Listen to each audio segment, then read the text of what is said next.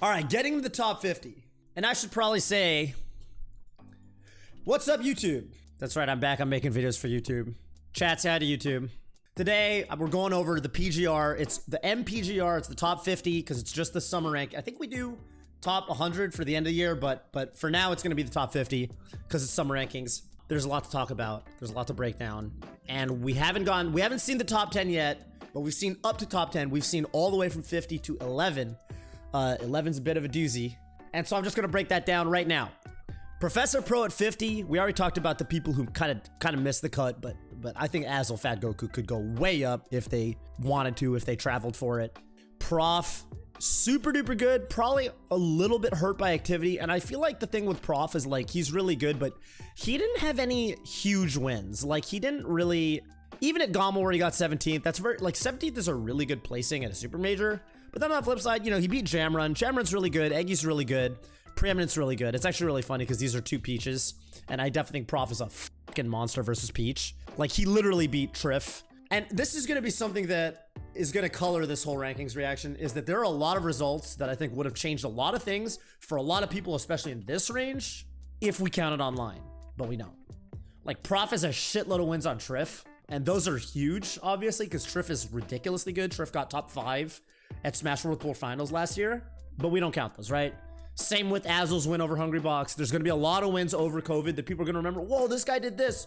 Oh, but that doesn't really count because it was online. So this is only counting the first half of 2022, and it's only counting offline.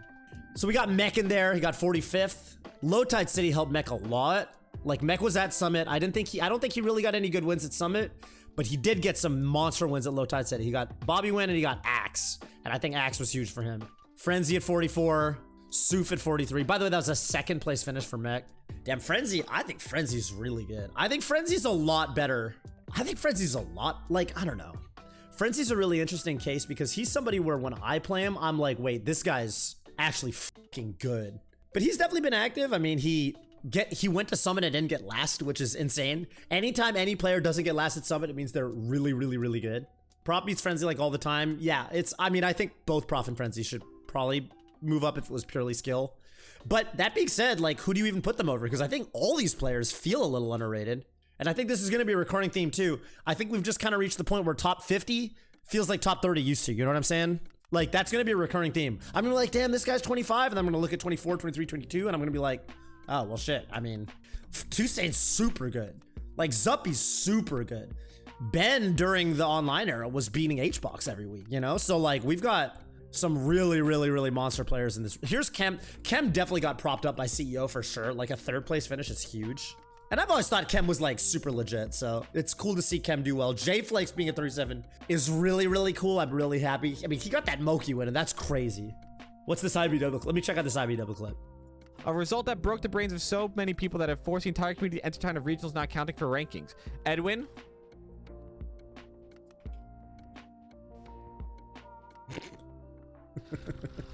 Meanwhile, Ginger didn't even drop a set, beating Moki, Slug, Crudo, Swift, Zuppy, and Wally like it was just another day of work. Man, I can't wait to. We got to just go over the rankings so I can get the reactions. Like, I don't even, honestly, I just want to talk about how salty people are. Can we just agree that that shit was crazy? Like, people are like, yo, these tournaments shouldn't count. They're not big enough. You know, they're not big enough because there's only 20 of the top 30 here. But there's no Zane? That shit is crazy to me. That shit is so crazy to me. Like, I can't even get into it. That shit was insane. That shit was insane. Beat moving Sully's inevitable when there's such a small data set. I'm gonna go out on a limb and I'm gonna say that the data set only feels small because of the fact the tournament quantity we had this year is actually a totally normal amount. Like, the amount of tournaments we've had the first half of the year is not a relatively, like, relative to other years where we had rankings, it's not really markedly smaller at all. But I think what does impact it is that there have been so many tournaments since we've had a true MIOM rank or MPGR rank, like a full rankings list, that people feel like there should be more. Like, COVID, you guys know Final Fantasy VIII, at the end of Final Fantasy, there's time dilation or time compression or whatever, where it just compresses a gazillion fuck. What's up, Kevbot? Thank you for the prime. Appreciate that. time dilation, right? Where the concept of like COVID was fucking time compression. So COVID fucking compressed 3 years into what felt like kind of like 1 year. So we're all like, yo, damn, didn't that shit? Like I remember Wizrobe winning that SCL over Mango and Zane like it was fucking yesterday. And I'm like, yo, maybe that shit should count for the rankings. Well, there's 2 reasons it doesn't. One, it was actually too long ago. 2, it was online. So there's so many results that feel hella recent to, I think, a lot of people that aren't being counted either because they're a little bit too long ago or because they're online or both. So there's a lot of results that felt pretty legit that people probably worked their asses off for or sweat hella hard for that aren't actually being counted. And that's kind of tripping people out right now. I think that's a non-trivial factor in why people are reacting the way they are, and the reason why a lot of people are feeling like we got a smaller data set than normal. Hey, those of you in the YouTube comments, leave a reply if you think that, if you agree with what I just said, and leave a reply if you disagree with what I just said. Gotta keep you guys honest. So J-Flex is sick and he's jacked. We got Zamu. Zamu's really good. We got Bobby Big Balls. He's really good. Salt is amazing. Salt could have gone either up or down for sure. Like Salt's the kind of guy where if tiny things change, like if he beat Plup, you know, if he clutched Plup out or if he clutched Leffen out, he could have gone way up, you know? I think Salt is someone who is either gonna find his consistency and shoot way the fuck up or not. I don't know. We'll see what happens. Skurzo really high, huh? But Skurzo's been working really hard. He's been going to a lot of, he's been super duper grinding. All right, Lucky 32, huh? Damn. That feels, oh, that was outside the ranking period. Bro, rankings are so, yeah, I mean, whatever. Rankings are whack. Rankings are whack. Sunsei at 31 is, man, he could go so much higher. So funny story, and get on my level. We were at the bar at like midnight, right? With Mango, Eric Hansen was there from the chess community, a couple other people, and Sunsei was there. And when Mango went back to his room, I had like a fucking heart tart with Sunsei. And I basically told him, look, man, you need to get your shit, I need you to get your shit in gear. And I don't want to go into the whole specifics of it, but we basically talked for an hour and a half, and I told him, look, dude, you should be like top 10 in the world. I fully mean that. I think in this whole list, literally the whole list, and you can fucking quote me in 2 years when this actually happens, I think Sunsei, this man right here, his actual potential is the highest relative to his rank, probably, of anyone on this list. Obviously, there's people that are going to disagree. There's other people like Salt, where that could apply. There's people like fucking Professor Pro, we're from the UK. Yeah, okay, I get it. You know, there's arguments you can make this way or that way, but I think Sunsei, like, from what I've seen out of this motherfucker, I just feel like this guy could be so much higher. Like, I don't feel like this guy's a top 40 Fox. I think top 40 is offensive for Sunsei, and I don't feel that way about like anybody else as hard as I do about him. 30-11. KJH. Yeah, I think KJH could definitely move up too. So we're definitely reaching that zone. But dude, I don't know. I think, put it this way, I think Sunsei for sure will move up, and I know Sunsei will move up in a way that I'm like, when I watch this guy, I'm just like, dude, you should just be fucking beating these people. KJH, more of a peaks and valleys kind of guy, but I do feel like KJH's peaks are like top 5. So maybe if KJH finds a way to hit that stride, I guess the best way I can put it is I think that what holds KJH back and what holds Sunsei back are two very different things. KJH is, yeah, I mean, I know he wants to be a Fox secondary and a Falco main. It has not gone as well for Kalindi as it has for Fiction. I think that everybody kind of knows right now that when the Falco comes out, the results are a little bit worse. But he wants to be a Falco player. I know he hates it when people, he hates it. He takes it so personally. I'm going to say it right now. He's going to hate me for it. But, you know, I'm only saying this as a Fox main, not as a fucking dilettante of the internet. I love the Fox, and I still see him as a Fox main. I only say that because half the shit I do as Fox, I stole from KJH, and then the other half of shit I do as Fox, I stole from Silent Wolf. I still think of him as a Fox main for that reason. Not because of the results, even if you guys don't believe me.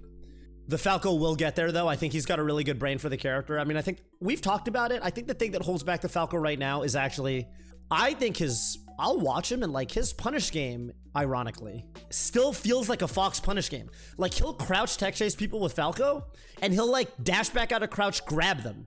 And I'm looking at that, and I'm like, Kalindi, that's what you would do if you were playing Fox. But what Mango would do is just fucking forward smash. That grab is so much less, it's lower value as Falco than it is as Fox. Like, I still feel like on some of his punishes, he's got a little bit of Fox brain. He up smashes a little bit more than he should, even though there's clips of him going off with fucking Falco up smash. Anyway, I don't want to get super duper into it. I think he's gonna get there with the Falco, but it's something that's gonna come over time. But I think he can do it, as evidenced by, you know, a similar Fox player taking the leap and doing just as well with this Fox is not better, which is Fiction. And this win is huge. KJH did get that offline H-Box win. Thoughts on Bobby placement? Bro, Bobby could be literally 99th in the world, or like, you know what I mean? 7th. Like, Bobby Big Balls on any given day could beat IBW or lose to Joe Schmo down the street. So 35, if you take the average of everything I know about Bobby Big Balls, does 35 feel low? Does 35 feel high? I don't know. I honestly don't know. I don't know what to tell you. We got Axe at 29. Now, I know what I said about Sunsei and what I said about KJH. Wait, let me finish one more thought about KJH. Never mind, moments passed. Axe. Axe Oh, my basic sucks. is super skilled. But the reason I say that the thing I say about Sunsei and about KJH is like, Axe has been there, right? Those guys haven't been there yet. Axe has been top 5 in the world. KJH and Sunsei haven't. So for me, I think Sunsei and Kalindi, if anything, they're on upward trajectories. I'm not saying Axe is on a downward trajectory, but I think it's easier to find that fire for somebody like Sunsei, where he knows that he could make it and he hasn't yet. For Axe, he's been at that level for 10 plus years. So for me, for someone like Axe, he's done it all. He's seen it all. He's been at the tip top of the game. You know, he's gone toe to toe with all of the fucking greats across years and years and years and years and years and years and years. So for me, for Axe, it's less about can he do it, because we know he can do it. It's more, does he want to do it? So that question to me has to be, it's going to be more personal for Axe. It's not something that I can speculate on the way that I can with KJH, the way that I can with Sunsei. Does that make sense? That's why I'm going to say less about Axe. But I think he can do it for sure. One thing I will say about Axe's gameplay, on God, is I feel like Axe is super duper skilled in terms of raw game sense. And a lot of the time when I watch him, I feel like the only character where he truly grinds it out with is Pikachu. Because I've seen him play a gajillion other characters, and when he plays any other character besides Pikachu, I feel like he kind of doesn't hit the brakes ever. When he plays Pikachu, Axe's dash dance is so fucking careful. Okay, I got a story for you guys, real short one. When me and Otto made top 8 at Apex 2014, which was the best doubles result I'd ever gotten, we beat Axe and Kage in doubles to make top 8 at Apex. Me and Silent Wolf versus Axe and Kage. At the end of game 1, it was Silent Wolf versus Axe in a 1v1. I know you guys think you've seen Silent Wolf versus Axe in a 1v1. It's a very famous video, I get it. But anyways, I've never been more clenched in my fucking life watching Melee, okay? I was fucking sitting there, and these motherfuckers, because I'm dead, Kage's dead, and we're just sitting there silently, and it's Silent Wolf versus Axe in 1v1, right? And like, so we want our teammate to clutch it out, because it's literally just a 1v1, and they're both low percent. So it's like a real match, but just a one-stock match, and I'm like sitting there fucking clenched, and they literally didn't approach for 30 seconds. It was Pokemon Stadium, and Silent was dash dancing, and Axe was dash dancing, and neither one committed for like 30 seconds. And I was like, holy like, it was so grindy, because they knew, like, you could just fucking die if you make the wrong commit, and you don't want to let your teammate down, so you don't want to do like a dumbass approach. And it was crazy. Like, I feel like that Axe that would dash dance for 30 fucking seconds, if I was like a esports coach for Axe, I would tell him, you are so skilled at Super Smash Bros. Melee. I think you should go to some tournaments, not majors, not even majors, regionals, maybe stack locals, and experiment with maining Pikachu at those locals, but using a secondary. And not even a secondary, but like literally just counterpicking, just like this blurb says. Experiment with Fox Pikachu's matchups. But I think there's a gameplay mentality shift that he makes when he's playing Pikachu. He's so much more locked in. He's so much more willing to grind out stocks and like play super patient and not commit. Whereas when I watch him play other characters like Marth, Fox, Falcon, I feel like he's always going in like in a I don't want to say predictable, but like a very rhythmic. Oh, sure, I'll say predictable, whatever, I'll say predictable. Yeah, I feel like he goes in with he's a little bit too predictable with his rhythm and with other characters. Like, he always goes in on the first beat, and he never does this with Pikachu. He's so like calculated and grindy and like sweaty with Pikachu when he wants to win, right? And I think he should if it was me, and I don't know what his personal circumstances are, but if I was literally his coach, if I was Bobby Siege to his SFAT, I would tell him, go to some tournaments, main Pikachu, but like literally counterpick your ass off. Like run people to fucking, I know he's been doing like, you know, he's been fooling around online. He's done like Samus counterpicks and stuff like that. He should actually, I think, develop a counterpick strategy and do something and have a very regimented, rigorous counterpick strategy. The way Drug Fox used to go specifically Marth on FD for Spaceys. Specifically, you know what I mean? Like that's what, because he has the game skill to do it. And I think it'd be fun, it'd be interesting, it would take some of the pressure off, and it would also like let him experiment, and he might come out of it as, it might just boost his results too. That's my take. But anyway, we all know that Axe is fucking ridiculous. He's one of the best in terms of the whole cast. He's probably top 3 in the world. It's like Plup, him, Mango, maybe PPU. So maybe Leffen. So yeah, I mean, not too much more you need to say about Axe, obviously. It's up to him. Smash Head 28 is fucking crazy, but kind of makes sense. I mean, he's got some quality wins for sure. So he's on a huge upward trend.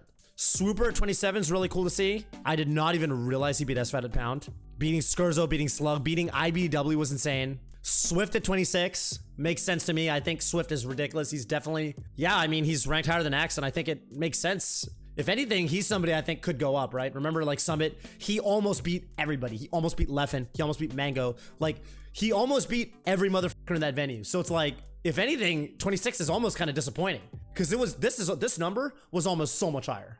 Geo actually is at 25. That's insane. Who was 45? I remember there was that weird graphic where it got leaked. So Mech wasn't the graphic. So Null actually is 25. That's cool. I agree with that.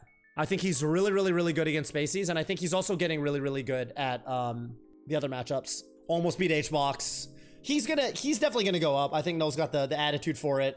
Pipsqueak's awesome. His last name's Norden because he's Nordic. That's so sick. Pip's insanely good. He did beat he beat everybody at Low Tide City. He literally won. He keeps not being able to go to Summit. So that's rough. I want to see more of the Pipsqueak Falcon. I like, the thing that sucks for me is I haven't gotten to see, I want to see Pip at a tournament where he actually has to bust out the Falcon on a Marth. Because I think when that day comes, it's going to be really, really cool. And I think chat is going to pop off.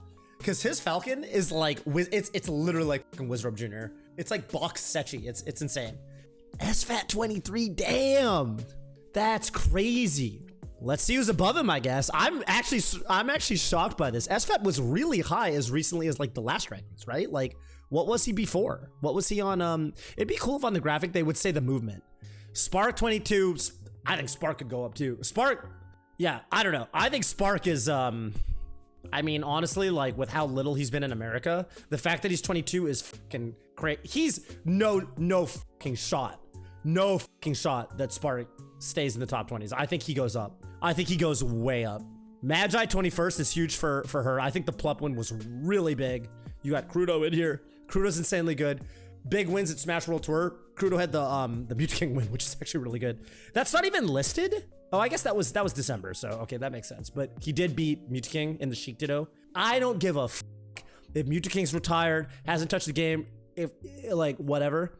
If you beat Mewtwo King in a Sheik Ditto, I think you're so good. I don't care what the fucking status is of Mewtwo King, right? Like, if you can beat Mewtwo King, there are not many people on the planet that can do that, like, period. And that will always and forever away be the case. Polish 19th, so a little bit of a drop from Polish. I know Polish was like roughly 11th or 12th at the end of 2021. Aklo, yeah, I mean, Aklo, there were, dude, coming into some of these tournaments, people were saying, yo, this guy might be top 10. Like, Pound 2022, PG Melee Stats podcast, they were saying, yo, if Aklo gets like 5th or 7th at this shit, he might be top 10 right now. Wins over IBW, none, Polish, Swooper, and he's only been to like 2 or 3 tournaments. He's not been to many tournaments, which is insane. Slug 17th makes total sense. Really happy Slug finally got a breakout result at Double Down. I mean, he's had so many ridiculous online results that it felt like a matter of time. At the same time, it's gotta feel like so much pressure, right? Like, if you've never had a run like that offline and you've had all these crazy results online, he also had Function 2 to be fair. But Slug was definitely due, and I'm so happy for Slug. Super good. Johnny 16 feels low for Johnny, honestly. Like 16th actually feels low for Johnny, which is insane. Joshman 15 is crazy. Wow. kind of makes sense. I feel like he had some low lows. Like Genesis was a low low. Like I think we tied at Genesis. Like we both got 65th. But I guess if you actually look at who he lost to, they probably weren't even that bad of players. And he's got a shitload of really good wins. So yeah, I guess it makes sense. Ginger at 14th. Yeah, this is gonna be the area. Remember how I was saying a common theme would be that everyone's gonna feel a little too low because the skill, the ocean level has risen, right? There are just more good players and the quality of the play is higher. So you're gonna see Ginger in 14th and you're gonna go, holy f, that feels way too low. This guy won the function, he's cracked out of his mind. And then you're like, oh, but Moki's 13th. So how can I really say Ginger should be higher when like Moki's 13th and Fiction's 12th and Mango of all people is 11th, right? Crazy. Mango is 11th. Can you really blame people for giving Mango a pass for a slow start 2022? His performances are still good. Anyone else would have seen a claim for Soldier's run. We overcame in our last beat. Fat Goku, BB, and Axe. Reverse swing J Muck at Summit 13. Recent ones over none, SJ Lucky. Convincing set over Kadoran. It's just that he hasn't beaten the top players. Like he's not really beating Zane. He's not really beating Cody. He's not really closing the sets out on those guys. And I think if he closed it out versus Cody at Gommel instead of getting reverse swept, it would have been different. But yeah, I mean, Mango's outside of the top 10 for the first time ever. And I guess we should react to this. I've had people come up to me. I'm not going to say their names because they would never want to be known for this quote. They looked me straight in the eyes with almost tears in their eyes. And they asked me, Blur, this is a genuine question. And I don't want to say, I'm afraid to say it out loud. They said, Blur, do you think Mango's ever going to win a major again? Wow. They asked me this question as an honest question. And I paused. I didn't answer. I walked away. I was afraid of what I might say. I'm going to cut Blur off right here. Blur, you're a fucking idiot. Blur is you're just being fucking dramatic, bro. Blur, you're trying to make this some fucking fall from grace type shit, bro. Mango just like, he fucking almost 3-0'd Cody at the last thing. Like, what are you talking about? I don't think Mango's fallen off gameplay wise at all. I think he's only fallen off results wise. This is okay. I'm just gonna go into a little. I'm gonna go into a time. We're gonna finish this, and I'm gonna react to it. But I'm gonna go into a little small tangent. Sometimes I feel like I'm one of the only people in the. Sometimes I feel like I'm an island in the community that can actually look at players' skill and not just results. Sorry. Let me rephrase that. I think a lot of top players do that. I think a lot of players do that. Players are very good, and this is why when Cody does his rankings, he says Mango's really fucking. You know, Mango's cracked, you know, everyone knows Mango's fucking skill level is so high. Fiction, of course, right? Literally fiction, especially about himself. I know the whole point of this is results, but Blur's not talking about results right now. Blur's talking about, will Mango ever win a major again? That's not a results question. That's a skill question. Will Mango ever win a major? Skill has a lot more to do with that than the results of yesterday, right? You don't win a major by having good results at the previous tournament. You win a major by being the best player on a given day. So I think a lot of top players are very good at identifying skill in other players. I think a lot of the more retired members of the community sometimes, and you know, like this, we've always had this slant towards, you know, like the TAFO stats and the melee stats and such. Melee has had a very rich history of people who are very good at dissecting results. But sometimes I wish the Blurs and Blur, if Blur was here, he would probably say something along the lines of, well, Toph, I don't just use results to formulate my opinions. I also think Pikachu is top 5 on the tier list, in spite of results. I just think that because of my Blur eye and my ability to dissect gameplay. To which I would respond, then that eye is not very good. Anyway, I think Blur's capping. I don't think Mango's fallen off skill-wise. I think he fell off results-wise, but I think that's an easy fix. I don't think Mango lost motivation. If anything, Mango said after fucking whatever, remember he tweeted like, yo, Summit's gonna be my last tournament for a while. I'm gonna seriously consider taking a long hiatus after that, blah, blah, blah. I talked to Mango at Summit on Sunday after the bracket, after Mango did very disappointingly. And like, I accidentally, innocuously asked him, so when's your next thing? When's you know, cause you say that to people at majors, like, all right, when am I gonna see you again? When am I gonna see you again? What's your next thing? And I was like, well, Mango, you know, what's your next thing? And then I was like, oh, I fucked up. I forgot. He's like retiring and he's kind of in a, you know, he's in a funky spot with Melee right now. And to my surprise, Mango didn't say anything of that nature. He was just like, I'm supposed to be kind of retired right now, you know, like I kind of said I was gonna take a break, but I don't know, I want to beat people, I want to f people up, I'm better than this. I'm probably gonna go to this thing, and this thing.